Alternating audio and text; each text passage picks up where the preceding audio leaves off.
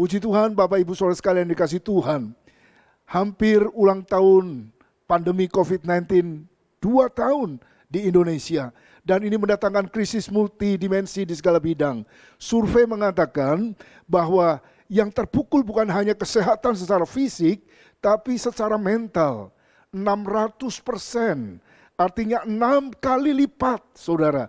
Ada banyak orang mengalami tekanan mental, stres, jiwanya tergoncang. Bahkan 56 generasi muda mengalami gegana, gelisah, galau, merana, lonely, dan cukup banyak yang mengambil suicide, keputusan untuk bunuh diri. Bapak, Ibu, Saudara sekalian dikasih Tuhan, Tuhan ingin agar kita sadar bahwa Tuhan tetap ada di atas tahta. Dia yang mengendalikan segala sesuatu dan Tuhan ingin agar kita tetap mengalami kehadirannya yang memulihkan kita. Hari ini saya akan membawa firman Tuhan tentang gambar diri. Bapak, Ibu, Saudara sekalian dikasih Tuhan, ada 2 hal yang menghambat rencana Allah berkarya dengan dahsyat dalam hidup kita. Yang pertama, dosa yang belum dibereskan.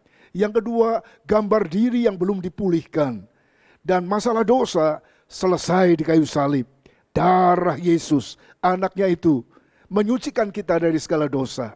Jadi kalau ada dosa-dosa, firman Tuhan berkata bukan tangan Tuhan kurang panjang untuk menyelamatkan kita. Bukan telinga Tuhan kurang tajam untuk mendengar doa-doa kita. Tapi yang menyebabkan dia menyembunyikan diri dari kita, yang membuat dia jauh dari kita adalah dosa-dosa kita. Dan kita bersyukur karya salib Kristus sudah membereskan itu. Dan bagaimana? Yang kedua, tentang gambar diri yang belum pulih, yang menjadi penghambat berkat, penyumbat sukacita, penghambat kemajuan dalam kehidupan orang percaya. Tuhan ingin itu juga diselesaikan. Bapak Ibu sekalian yang kasih Tuhan, manusia dicipta sesuai dengan image of God, imago Dei. Gambar Tuhan ada dalam hidup kita. Dan ketika dosa merusak itu semua, gambar Allah menjadi rusak dalam hidup manusia. Tapi Tuhan sekali lagi ingin memulihkan sehingga gambarnya, gambaran anaknya Yesus Kristus. Roma 8 ayat 29 boleh terwujud, tercermin kembali dalam kehidupan kita. Di Alkitab dikisahkan tentang sebuah cerita ketika orang Israel dipimpin oleh Yosua mau masuk ke tanah perjanjian. Setelah perjalanan hampir 40 tahun dari tanah perbudakan, maka Musa mengutus 12 spai ya dari 12 suku perwakilan ya selama 40 hari mengintai tanah perjanjian. Dan saudara, hasilnya ternyata ada 2 kelompok yang dilihatnya sama, tapi hasilnya dalam Bilangan 13 ayat 31 sampai 33 berkata demikian. Tetapi orang-orang yang pergi ke sana bersama-sama dengan dia berkata, kita tidak dapat maju menyerang bangsa itu karena mereka lebih kuat daripada kita.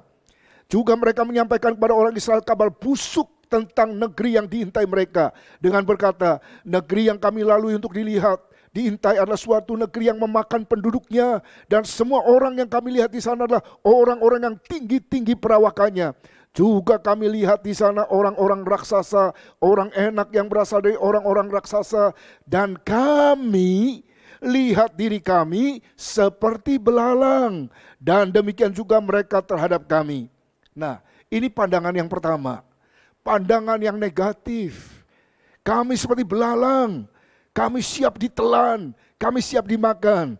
Tapi Bilangan 14 ayat 6 sampai 9 berkata, tetapi Yosua bin Nun dan Kaleb bin Yefune yang termasuk orang-orang yang telah mengintai negeri itu mengoyakkan pakaiannya dan berkata kepada segenap umat Israel, negeri yang kami lalui untuk diintai itu adalah luar biasa baiknya. Jika Tuhan berkenan kepada kita, maka Ia akan membawa kita masuk ke negeri itu dan akan memberikannya kepada kita suatu negeri yang berlimpah-limpah susu dan madunya. Hanya janganlah memberontak kepada Tuhan, janganlah takut kepada bangsa negeri itu, sebab mereka akan kita telan habis. Yang melindungi mereka sudah meninggalkan mereka, sedang Tuhan menyertai kita. Jangan takut kepada mereka. Saudara, hari-hari ini pandemi juga menimbulkan fearfulness, Ketakutannya begitu rupa.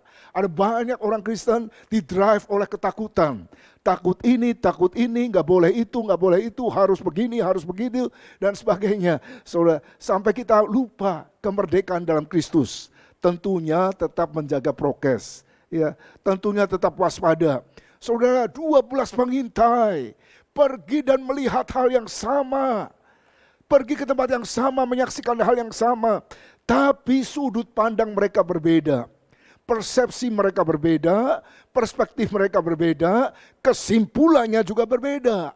10 orang mayoritas berkata, kita seperti belalang, kita akan ditelan oleh para raksasa, kita akan habis, kita tidak bisa, kita tidak mampu, kita tidak berdaya.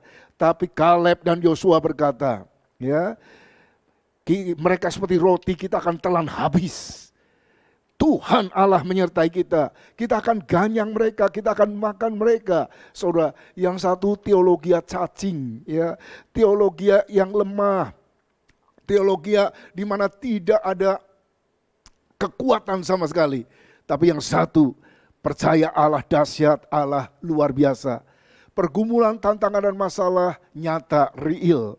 Tapi our God is greater than the problem we have. Ya, Tuhan yang kita sembah adalah Tuhan yang lebih besar dari segala pergumulan kita. Saudara, jadi 10 orang ini menggambarkan pandangan dirinya, harga dirinya, nilai dirinya, citra dirinya negatif. Kita seperti belalang, kita nggak berdaya. Tapi yang dua, Kaleb dan Yosua, gambar dirinya positif. Ya, saudara yang kasih Tuhan.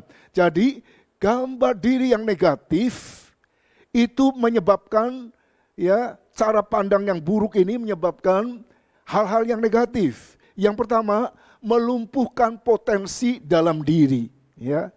Potensi ilahi yang sudah Tuhan tanam dalam hidup kita jadi lumpuh, tidak berdaya. Kita masih ingat dalam Matius pasal 25, Yesus menceritakan perumpamaan tentang talenta. 1 orang diberi 5 talenta, 2 talenta, 1 talenta. Yang 5 dan 2 mengembangkannya 100%. Jadi 10 dan 4. Tapi yang 1, yang gambar dirinya negatif, menguburkannya, saudara. Dan Yesus berkata kepada kelompok yang pertama tadi, hamba yang baik, setia, dan bertanggung jawab. Sebaliknya kepada yang kedua adalah orang yang jahat, yang malas, yang tidak berguna. Jadi ternyata di hadapan Tuhan cuma ada 2 kelompok manusia. Baik, setia, bertanggung jawab, jahat, malas, dan tidak berguna. Dan siapa itu? Yaitu orang yang memendam talenta. Talenta itu suatu nilai yang besar, upah kerja 20 tahun. Dan setiap kita Tuhan percayakan, bisa 1 talenta, 2 talenta, 5 talenta. Tapi kalau orang gambar dirinya buruk, dia menjadi minder, ya. Kemudian dia merasa nggak mampu, nggak bisa. Santo Agustinus pernah berkata demikian. Tanpa Tuhan kita tidak mampu, tapi tanpa kita Tuhan tidak mau. Yang diminta dari kita ialah kemauan, dan bagian Tuhan ialah Dia memampukan kita. Bapak Ibu Saudara sekalian, jadi penyebab kita gambar dirinya rusak menghasilkan itu tadi, potensi yang tidak bertumbuh, potensi yang tidak berkembang. Yang kedua, menghancurkan relasi dengan orang lain.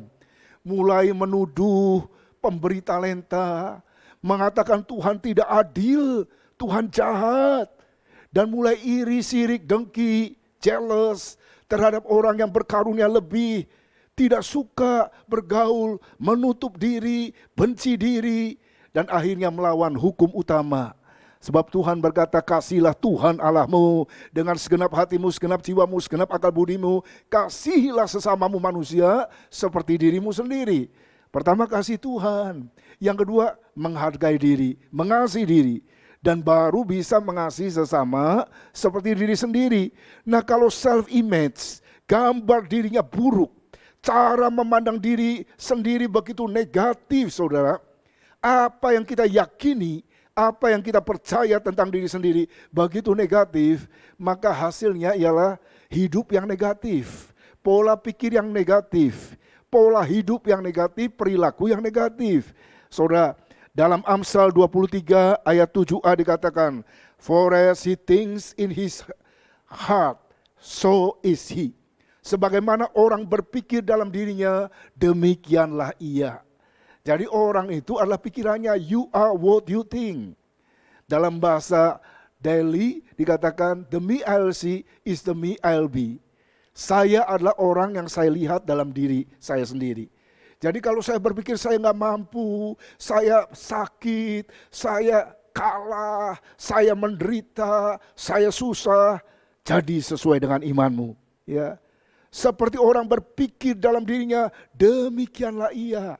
Gambar diri yang negatif mengakibatkan nilai diri yang negatif, yang mengakibatkan hidup yang negatif juga tanpa disadari. Jadi hari ini Tuhan ingin agar kita mengalami pemulihan. Ketika gambar diri dipulihkan, Tuhan bisa berkarya maksimal dalam kehidupan setiap orang percaya. Nah, Bapak Ibu Saudara sekalian, ada 3 kebutuhan dasar untuk memiliki gambar diri yang sehat, citra diri yang positif. Jadi dalam psikologi perkembangan itu, orang kalau kebutuhan dasarnya itu dipenuhi, maka citra dirinya bisa bertumbuh secara positif. Yang pertama, dia rasa dimiliki, diinginkan, dibutuhkan, diterima, dan dihargai.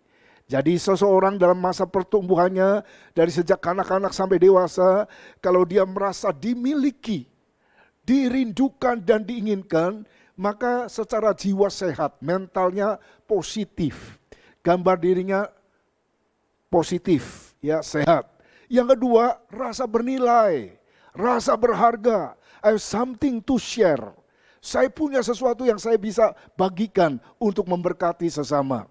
Jadi dia memiliki sesuatu, ya, yang membuat rasa berharganya muncul dan gambar dirinya positif. Yang ketiga, ada rasa berguna karena mampu, ya, punya prestasi, ya, punya potensi. I am special, I am unique, ya. Dan kita bersyukur Bapa, Putra dan Roh Kudus di dalam Tuhan Yesus Kristus dalam karyanya di kayu salib memenuhi 3 hal ini. Kita dimiliki oleh Bapa. Kita ditebus dengan darah yang mahal. Bukan dengan perak atau emas, tapi dengan darah yang mahal. Kita berharga di hadapan Tuhan. Dan yang ketiga, kita bisa dimampukan, diberdayakan, dipakai menjadi alat Tuhan. Kamulah bangsa yang terpilih, imamat yang rajani, bangsa yang kudus, umat kepunyaan Allah sendiri. Supaya kamu memberitakan pekerjaan-pekerjaan dahsyat dari Dia yang telah memanggil kamu keluar dari kegelapan masuk dalam terang yang ajaib. Identitas orang percaya adalah identitas yang sudah dipulihkan oleh Tuhan. Gambar dirinya sudah pulih, dia dimiliki oleh Bapa, dihargai oleh Tuhan Yesus dan dipergunakan, diberdayakan, dimampukan oleh kuat kuasa Roh Kudus. Sekali lagi, Tuhan ingin agar kita punya gambar diri yang sehat dan positif. Agar kita bisa maksimal dalam menjalani kehidupan. Bapak, Ibu, Saudara sekalian yang kasih Tuhan, ada beberapa sumber citra diri yang positif. Yang pertama, dari eksternal, ya, dari luar, yaitu tentang penilaian orang lain. Pandangan orang lain terhadap kita, pengalaman hidup kita dari kecil sampai dewasa, ekspresi wajah, kesan orang tua terhadap kita, ya, support orang tua, penilaian orang tua, pantulan reaksi orang-orang penting dalam hidup kita. Itu juga membentuk nilai diri kita, ya, gambar diri kita. Dan itu menciptakan siapa kita, akan jadi seperti apa kita kelak. Jadi yang jadi masalah seringkali, ya, kan gambar diri itu sering digambarkan dengan seperti orang bercermin. Cermin itu kan ada cermin yang memang netral itu, ya, rata, ada cermin cembung, cermin cekung. Dan itu pantulannya seringkali menimbulkan hal yang tidak sesuai. Kalau yang netral ya persis, ya. Tapi kalau yang cermin cembung, kitanya jadi kecil. Kalau cekung atau sebaliknya ya, kita jadi besar. Ya, bisa inferiority complex, bisa superiority complex. Orang bisa jadi angkuh, memandang diri lebih, orang bisa diminder, memandang diri kurang. Nah, seringkali dalam masa pertumbuhan, bahkan kalau ini tidak dituntaskan, ya, orang seringkali menyandarkan gambar dirinya terhadap hal-hal yang ada di luar. Contohnya kecantikan, ketampanan. Ya, saya cantik, saya tampan, pasti saya sukses, pasti saya bahagia. Dan sangat menyedihkan, 80% orang tidak menyukai penampilannya. Ya, jadi mungkin tidak percaya bahwa kecantikan, ketampanan just skin indeed. Hanya kulit semata-mata. Yang di luar belum tentu menunjukkan apa yang di dalam. Alkitab mementingkan inner beauty, kecantikan yang timbul dari batiniah, timbul dari dalam. Saudara yang kasih Tuhan, gara-gara wajah kurang, ya, ada banyak orang melakukan oplas. 2019 saya pergi ke Korea, ya, terus mampir, kan sering lihat itu sinetron-sinetron, operasi-operasi plastik, bintang-bintang film, wajahnya sama semuanya. Kenapa? Karena rendah diri. Gambar dirinya rusak. Jadi dipermak wajahnya. Dicat macam-macam. Saudara, tapi percayalah, watak yang indah, karakter yang mulia, itu adalah hasil dari karya Roh Kudus, buah roh, yang merupakan karakter ilahi dalam hidup kita, lebih dari segala-galanya. Jadi jangan hanya terpesona dengan penampilan luar. Amsal 31 ayat 30 berkata, kecantikan itu, kemolekan kecantikan itu bohong. Tapi istri yang takut akan Tuhan, itu dipuji-puji Tuhan. Saudara, ada lagi yang bersandar kepada kekuatan fisik. Apalagi kalau cowok maco dan sebagainya, ya. Waduh, jadi terus berlatih secara sedemikian rupa, exercise dan sebagainya, no problem, ya. Tapi jangan pernah lupa, ya, Bapak Ibu, disiplin rohani itu juga penting daripada hanya disiplin jasmani untuk memuaskan hawa nafsu. Tuhan ingin agar kita selaras, ya, roh, jiwa dan tubuh tetap sama sehat. Jadi intinya ialah, ya, yang di luar boleh dipelihara, tapi yang prioritas bagian dalam.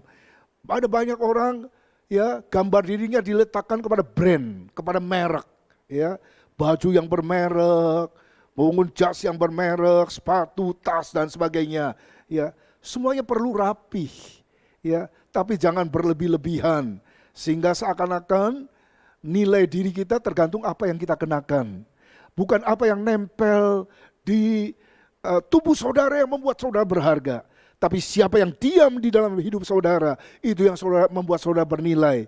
Di dalam Yesus, Christ in you is the hope of glory. Saudara, ada lagi yang merasa nilai dirinya itu kalau gelar akademisnya seabrek, profesor, doktor, kaburator, kotor bocor, panjang banget, ya. Saudara, pinter nomor 1, tapi hikmatnya mungkin nomor sepatu, ya.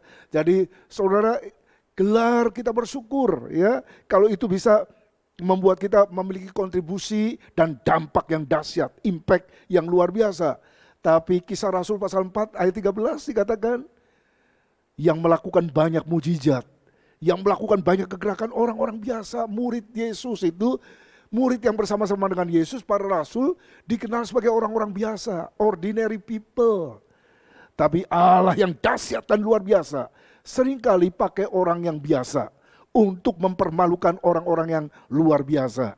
Kalau Tuhan diam dalam hidup kita, Tuhan bisa melakukan hal yang luar biasa, dahsyat. Saudara, mungkin ada orang berpikir, kalau saya kaya, saya punya banyak harta, saya menjadi orang penting. Dan nilai dirinya ditentukan oleh seberapa banyak dia punya. Have or have not. Tapi Lukas 12 ayat 15 berkata, apa untungnya seseorang memperoleh seluruh dunia tetapi jiwanya binasa. Saudara, jadi hal-hal eksternal itu bukan yang bisa, hal utama yang bisa membuat kita bernilai, berharga. dan citra diri kita bisa menjadi positif. Yang kedua, ada orang berpikir sumber citra dirinya itu dirinya sendiri, ya. Respon tanggapan batin kita terhadap diri kita sendiri. Dalam Mazmur sendiri dikatakan, Mazmur Daud berkata, "Hai jiwaku, pujilah Tuhan. Mengapa engkau tertekan, hai jiwaku?" Ya. Jadi secara psikologis itu dalam konseling ada istilah self-talk. Berbicara kepada diri sendiri. Jadi menghadapi tekanan, menghadapi masa, kita mungkin susah mengungkapkan curhat, curcol kepada orang lain. Kita berkata kepada jiwa kita sendiri. Dan ketika kita self-talk secara positif, itu sangat membangun kepribadian kita. Tapi kalau self-talknya negatif, itu bisa merusak, menghancurkan kepribadian. Ya, jadi kalau orang beriman berkata dengan mantap, segala perkara aku cakap menanggung di dalam Dia yang memberikan kekuatan kepadaku. Allahku akan mencukupkan segala keperluanku menurut kekayaan dan kemuliaannya di dalam Yesus Kristus. Maka itu positif, saudara. Ya, jadi aku berharga di mata Tuhan. Itu juga hal yang positif. Kalau kita bisa mengatakan bahwa berdasarkan firman, aku percaya aku ada di bawah berkat Tuhan. Aku bukan orang yang hidup di bawah kutuk. Maka kita akan menjadi orang yang positif. Yang ketiga, sumber citra diri adalah si jahat, iblis. Ya. Dan seringkali Alkitab mengatakan iblis adalah bapa segala dusta. Jadi tidak ada kebenaran yang keluar dari dalam hidupnya. Iblis juga dikatakan pendakwa kita siang dan malam dalam kitab Wahyu 12 ayat 10. Iblis dikatakan penipu dengan tipu muslihatnya. Ada banyak orang bisa kalah dalam kehidupan dalam Efesus 6 ayat 11. Nah, karya iblis dalam hidup orang percaya sering menghasilkan misbelief, kepercayaan yang salah.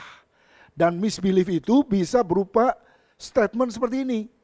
Saya berharga kalau saya jadi orang kaya raya. Saya bernilai kalau saya jadi orang pintar, yang terhormat, ya, yang dilihat oleh orang lain. Kalau saya tampan, kalau saya cantik, kalau saya hebat, kalau saya kuat, saya baru bernilai dan berharga. Itu misbelief, saudara. Keyakinan yang salah. Dan yang keempat, ini sumber citra diri yang positif. Yang paling tepat yang terakhir, Allah. Alkitab mengatakan dalam Yesaya 43 ayat yang keempat, sebab oleh karena engkau berharga di mataku dan mulia, aku ini mengasihi engkau. Tuhan mengatakan dengan jelas, tandas dan tegas. Bapak, Ibu, Saudara sekalian dikasih Tuhan, engkau berharga dan mulia. Aku mengasihi engkau. Kita berharga di mata Tuhan. Kita mulia di mata Tuhan. Tuhan mengasihi Bapak, Ibu, Saudara saya sekalian. Saya tidak akan merasa rendah diri karena saya dicinta Tuhan. Allah sungguh-sungguh mengasihi kita. Menganggap kita bernilai, berharga dan mulia.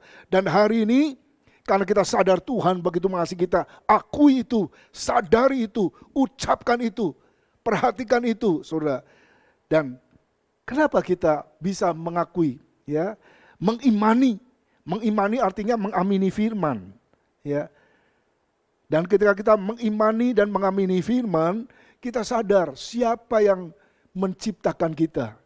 Kita diciptakan begitu unik.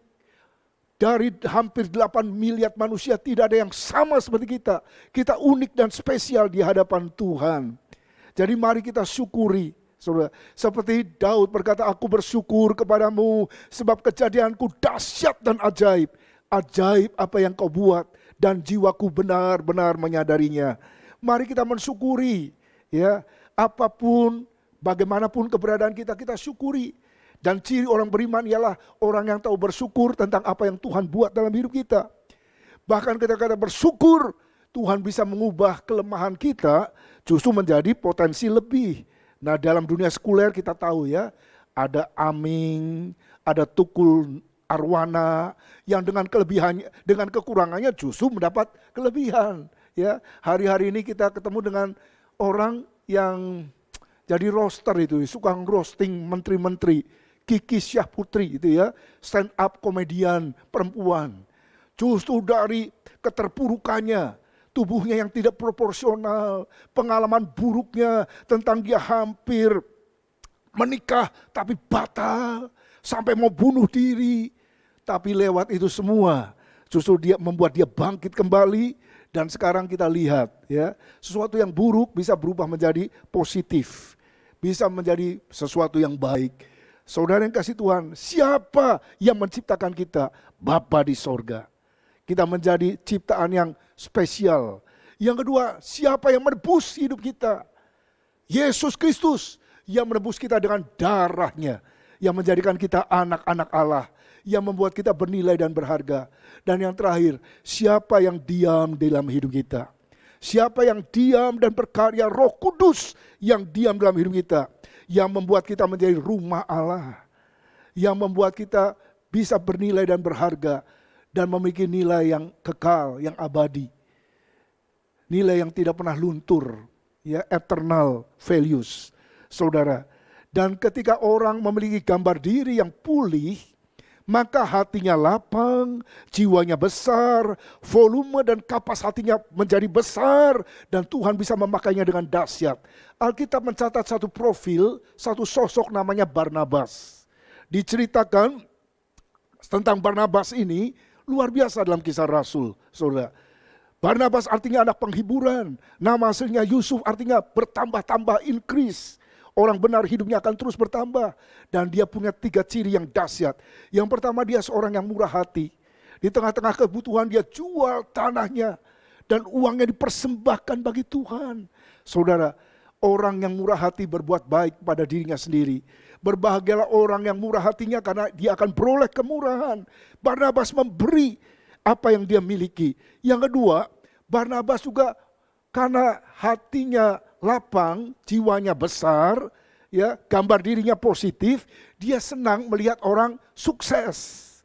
Ya, bukan senang melihat orang susah, susah melihat orang senang.